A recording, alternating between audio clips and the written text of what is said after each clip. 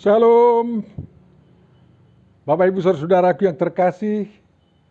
Mari kita persiapkan diri kita untuk merenungkan firman Tuhan di Minggu Advent ketiga tahun 2021 ini. Untuk itu mari kita berdoa. Kasih karunia dan damai sejahtera dari Allah Bapa kita dan dari Tuhan Yesus Kristus menyertai kamu. Amin. Firman yang akan kita renungkan untuk menemukan kehendak Tuhan yang akan kita lakukan dalam kehidupan kita diambil dari kitab Nabi Zefanya pasal 3 ayat 14 sampai 20. Mari kita dengarkan apa yang dikatakan Nabi tersebut. Bersorak-soraklah, hai putri Sion. Bertempik soraklah, hai Israel. Bersukacitalah dan beria-rialah dengan segenap hati, hai putri Yerusalem. Tuhan telah menyingkirkan hukuman yang jatuh atasmu, telah menebas binasa musuhmu. Raja Israel, yakni Tuhan, ada di antaramu. Engkau tidak akan takut kepada malapetaka lagi. Pada hari itu akan dikatakan kepada Yerusalem, janganlah takut hai Sion, janganlah tanganmu menjadi lesu. Tuhan Allahmu ada di antaramu sebagai pahlawan yang memberi kemenangan. Ia bergirang karena engkau dengan sukacita. Ia membaharui engkau dalam kasih-Nya. Ia bersorak-sorak karena engkau dengan sorak-sorai. Seperti pada hari pertemuan raya. Aku akan mengangkat malapetaka daripadamu, sehingga oleh karenanya engkau tidak lagi menanggung cela. Sesungguhnya pada waktu itu aku akan bertindak terhadap segala penindasmu, tetapi aku akan menyelamatkan yang pincang, mengumpulkan yang terpencar, dan akan membuat mereka mendapat malu, menjadi kepujian dan kenamaan di seluruh bumi. Pada waktu itu, aku akan membawa kamu pulang, yakni pada waktu aku mengumpulkan kamu, sebab aku mau membuat kamu menjadi kenamaan dan kepujian di antara segala bangsa di bumi, dengan memulihkan keadaanmu di depan mata mereka. Firman Tuhan. Demikian firman yang sampai kepada kita.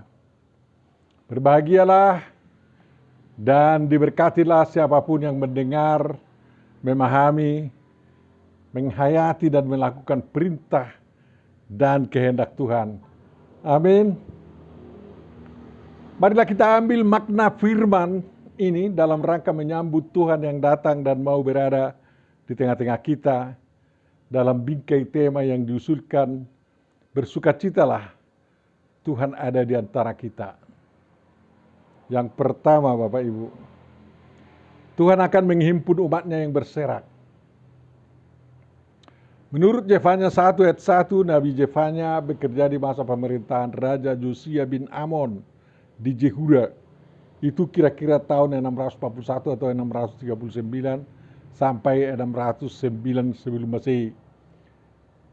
Dan tidak sampai kepada masa pemerintahan Raja Yoahas, Yoyakim, Yoyakin, Sedekia, dan tidak mengalami pembuangan Yehuda ke Babel yang terjadi pada itu dalam kurun waktu 609 sampai 587 sebelum Masehi.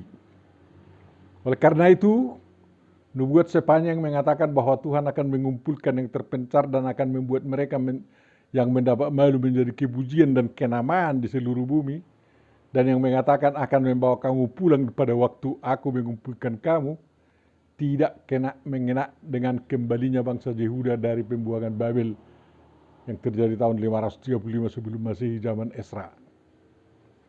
Nubuat ini berkenaan dengan tindakan Tuhan mengumpulkan umatnya yang sempat berserak-serak karena diburu oleh Raja Manase kakek Josia, yang menyingkirkan pengikut Yahova dari bumi Yehuda seperti di zaman Raja Ahab. Kita tahu bahwa Raja Manase menegakkan kembali bukit-bukit pengorbanan yang telah dimusnahkan oleh Hizkia ayahnya, dan mesbah-mesbah Baal, patung Asera, serta seperti dilakukan Ahab atau Ratu Izebel, menyembah segenap tentara langit, bahkan mempersembahkan anaknya sebagai korban dalam api, memuja dewa Milkom. Itu yang terjadi pada masa pemerintahan Raja Manase, berbanding terbalik dengan apa yang diusahakan oleh ayahnya Raja Hizkia. Untuk itu baca 2 Raja 21 ayat 2-6. Tindakan Manase ini membuat umat Tuhan berserak seperti di zaman Elia. Jauh sebelumnya, tahun 722 sebelum Masehi, umat Israel dari kerajaan Samaria atau Israel Utara telah dibuang ke Hala dan kota-kota di Mesopotamia di zaman Asyur. Sepanjang menubuatkan bahwa Yehuda yang berserak dan Israel yang terbuang itu akan dihimpun oleh Tuhan kembali. Yang kedua, Nabi Zefanya menghardik umat Tuhan yang sudah sangat sesat oleh ulah Raja Manase, dan mereka bertobat di bawah tuntunan Yosia yang melakukan reformasi. Nabi Zefanya sama seperti Nabi Yeremia dan Nabi Hulda menyampaikan kritikan dan ancaman hukuman dari Tuhan kepada umat Tuhan atau kepada Yehuda, dan menuntut agar umat Tuhan bertobat.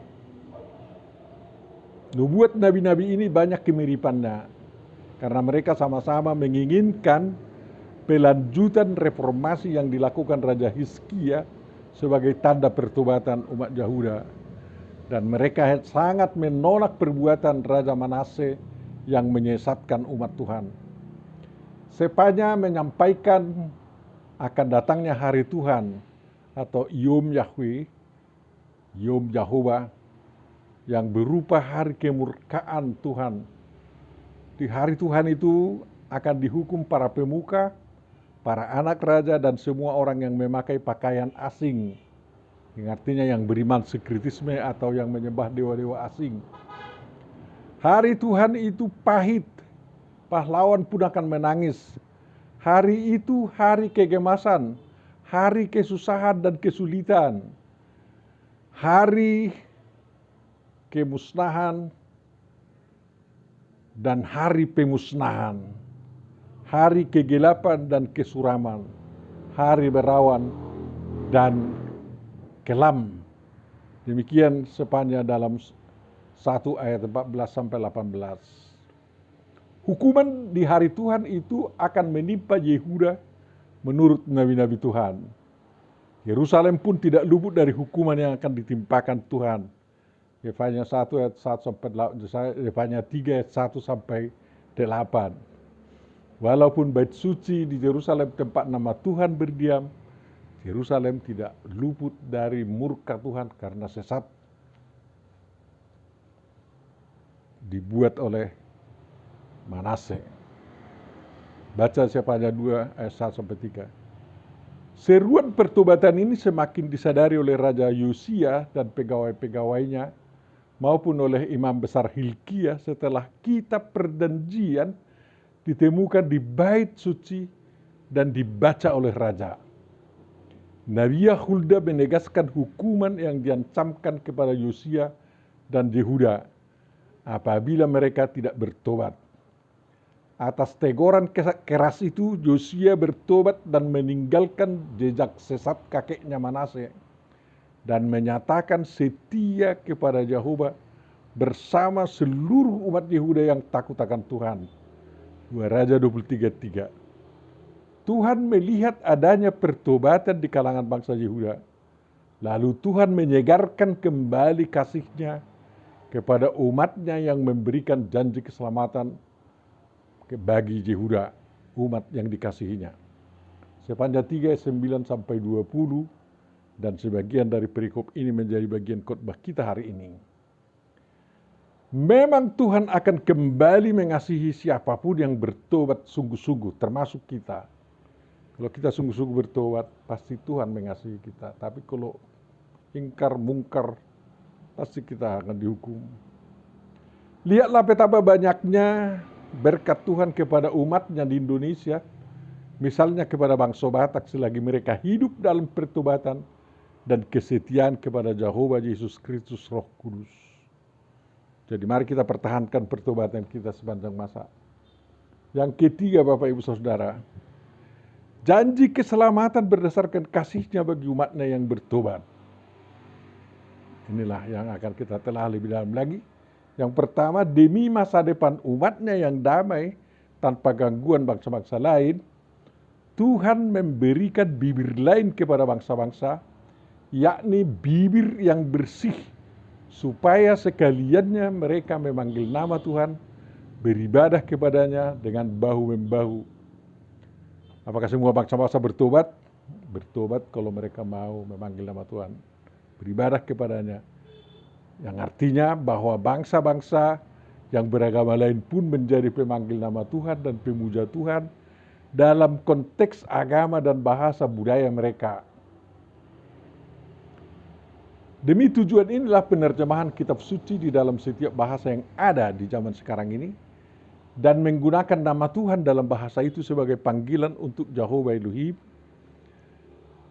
agar mereka mau memanggil Tuhan dan beribadah kepadanya. Tugas Kristen dalam hal ini adalah mendidik bangsa-bangsa memahami pemanggilan nama Tuhan dalam nama sembahan yang mereka kenal itu sebagaimana dipahami menurut kitab suci Alkitab. Itu termasuk misi kita yang mulia. Jangan lupakan itu. Yang kedua, Tuhan bersama sisa Israel membangun suatu umat yang rendah hati dan lembut. Lain mengatakan yang lemah, yang mencari perlindungan pada nama Tuhan, yang tidak melakukan kelaliman, tidak bicara bohong, tidak penipu. Di kalangannya tidak ada orang congkak dan tinggi hati.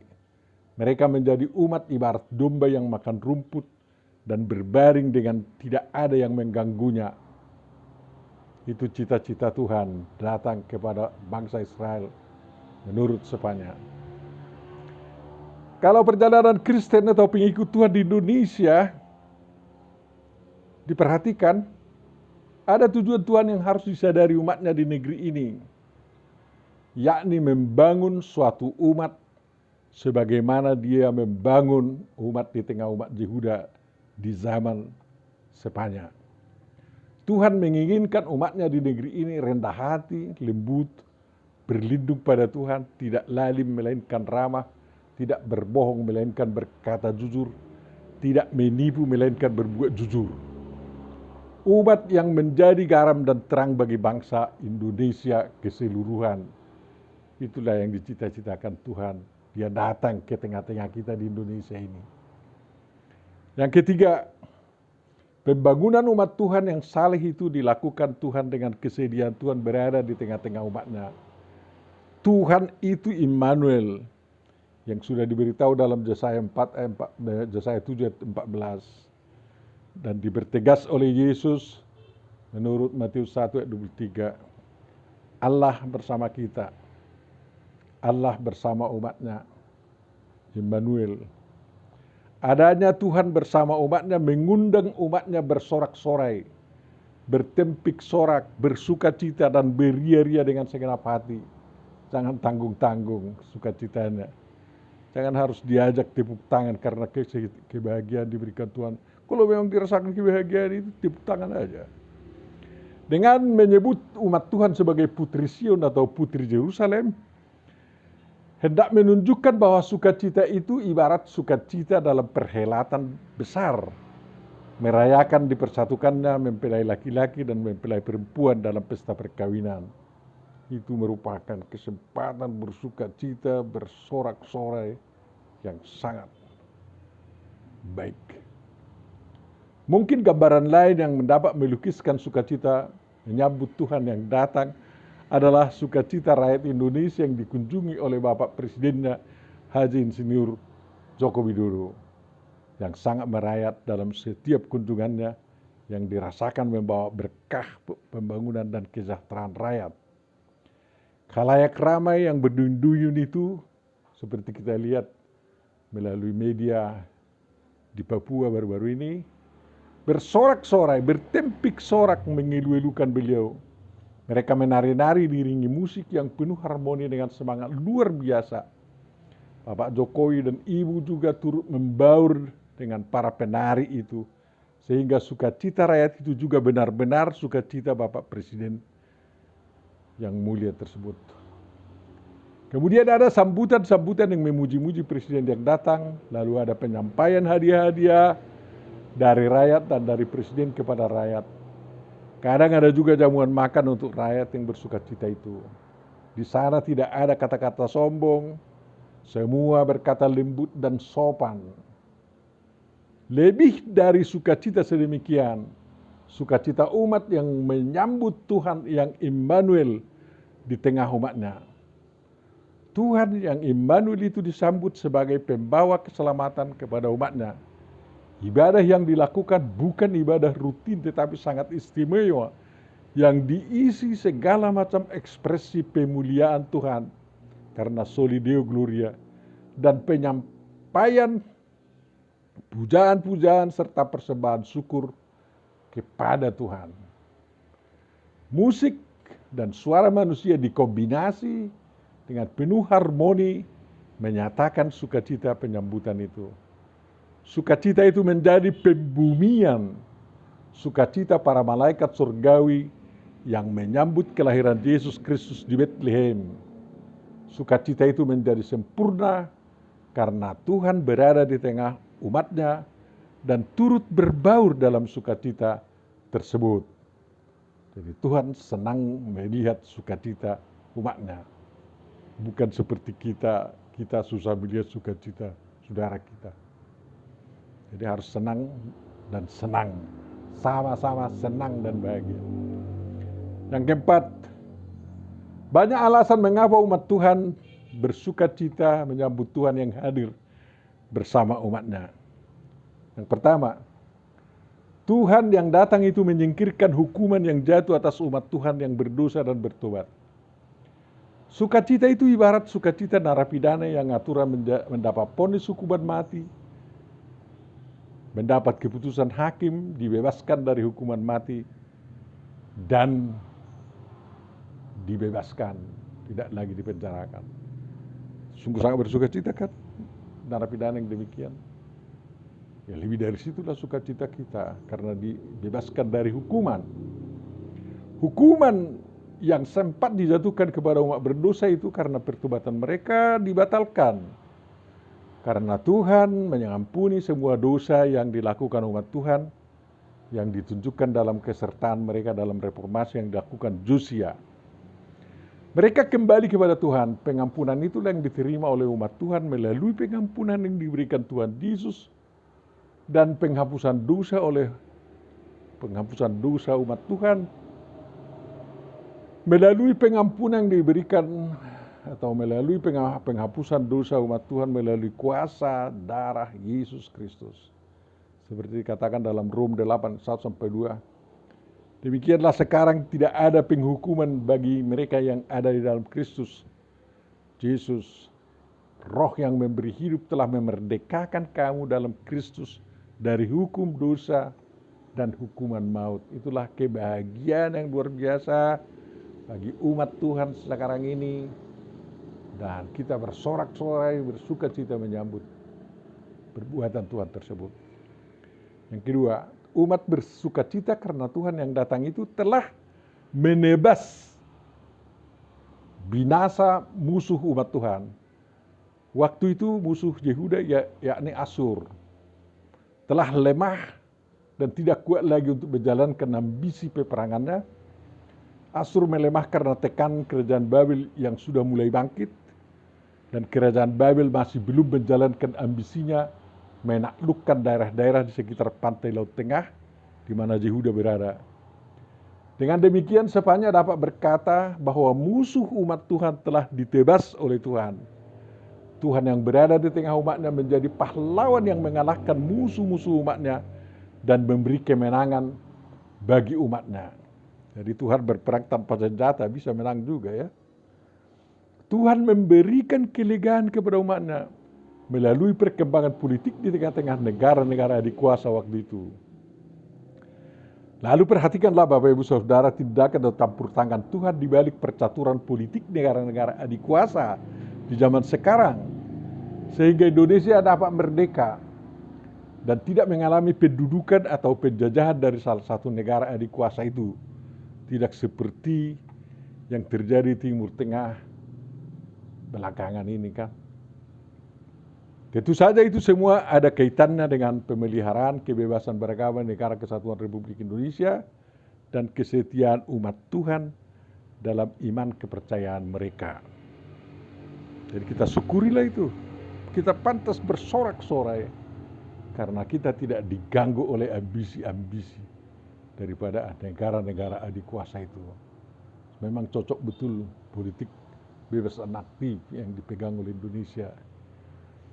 Yang ketiga Bapak Ibu Saudara, kehadiran Tuhan yang Immanuel di tengah-tengah umatnya membuat tidak takut kepada malapetaka maupun terhadap gangguan dari musuh-musuh.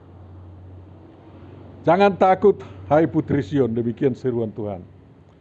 Ibarat mempelai perempuan aman dan tenang dipedukan mempelai laki-laki, demikianlah umat Tuhan dalam pelukan tangan Tuhan yang menopang.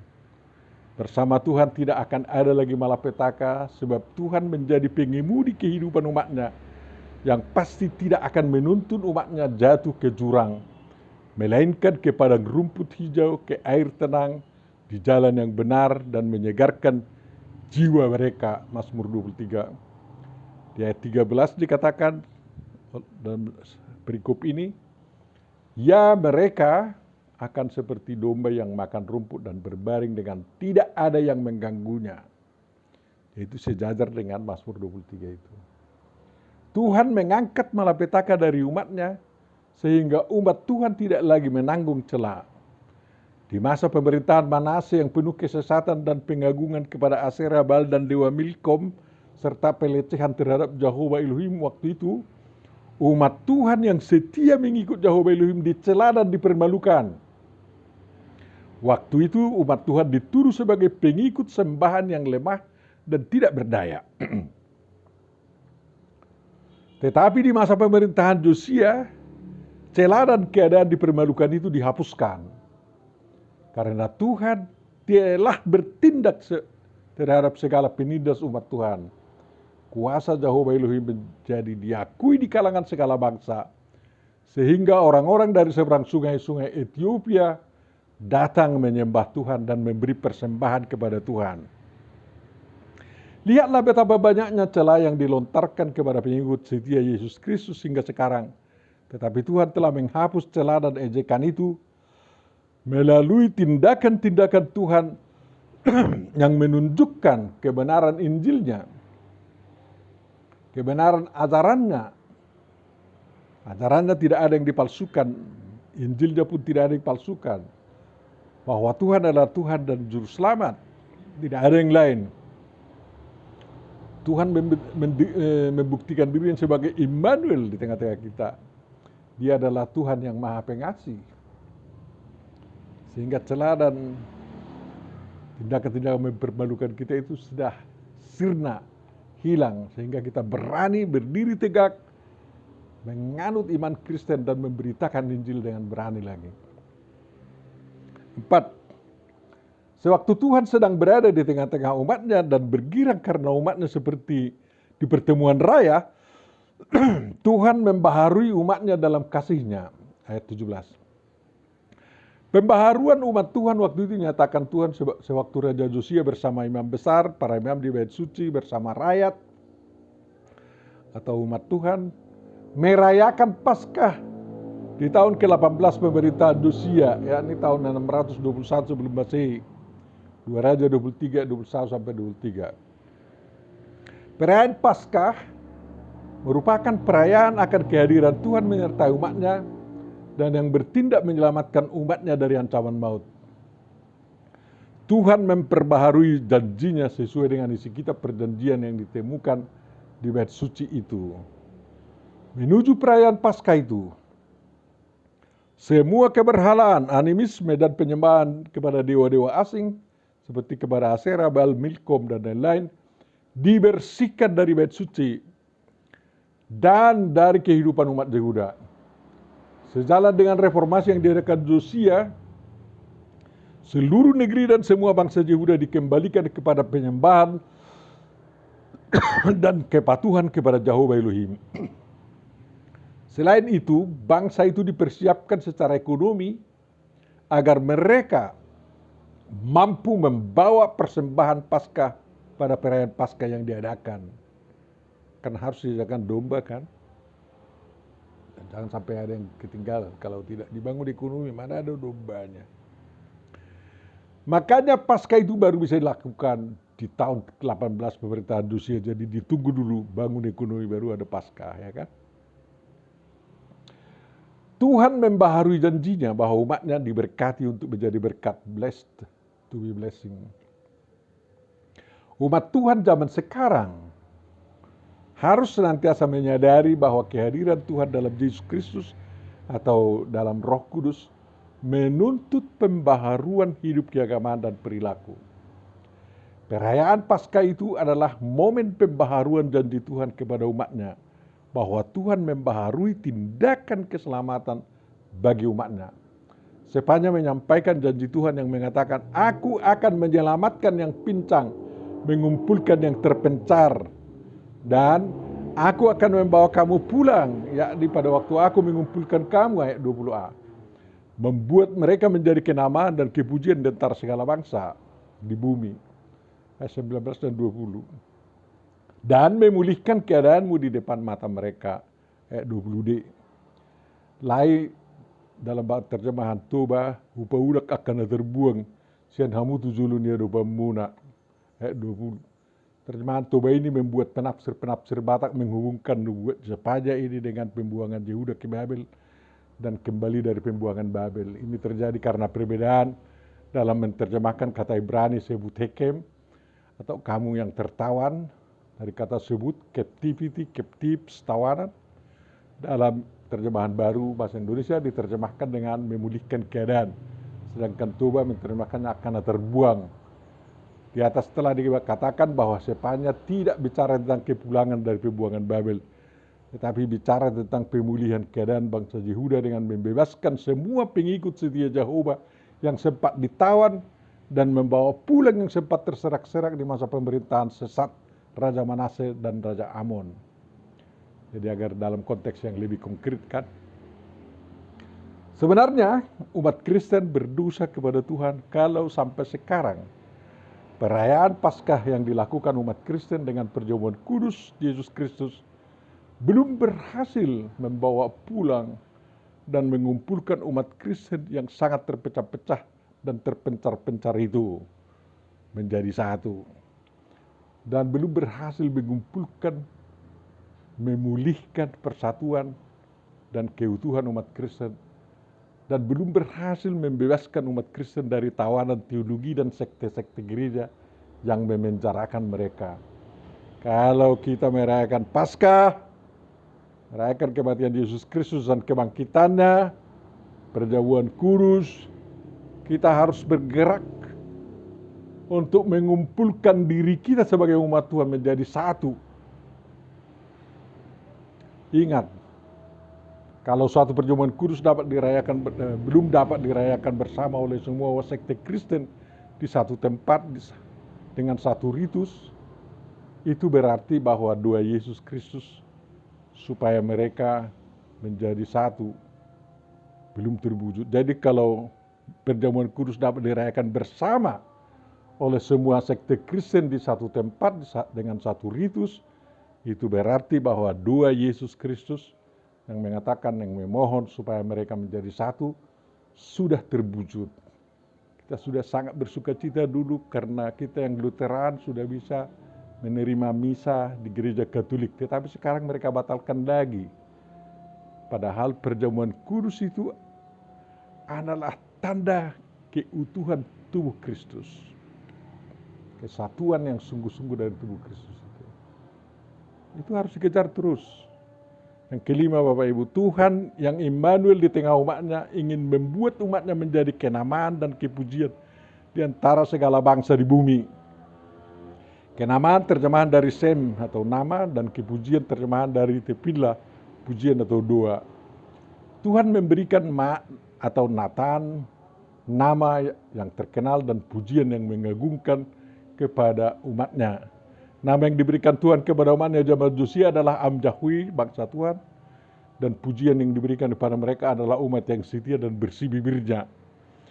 Tuhan Yesus Kristus memberikan kepada umatnya nama sahabat. Kamu adalah sahabatku. Dan dipuji sebagai saksi-saksi Kristus. Kamu adalah saksi-saksiku, katanya.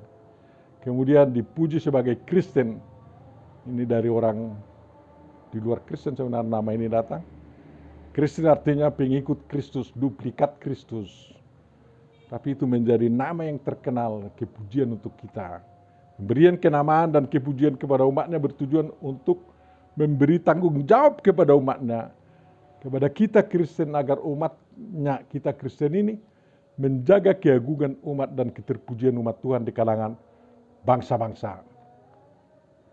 Dengan sapaan nubuat Nabi Zefanya, umat Tuhan zaman sekarang harus semakin semangat bersukacita, memuliakan Tuhan, dan memberitakan Injil, didorong oleh kehadiran Tuhan bersama mereka, bersama kita umat Kristen melalui Roh Kudus dan firman Tuhan yang dapat didengar melalui Injil Kristus yang benar itu. Amin. Mari kita berdoa. Terima kasih Bapa dalam Yesus Kristus atas firman-Mu yang sampai kepada kami. Kami tahu kami sangat terbatas dalam memahaminya, dalam konteks kehidupan kami juga.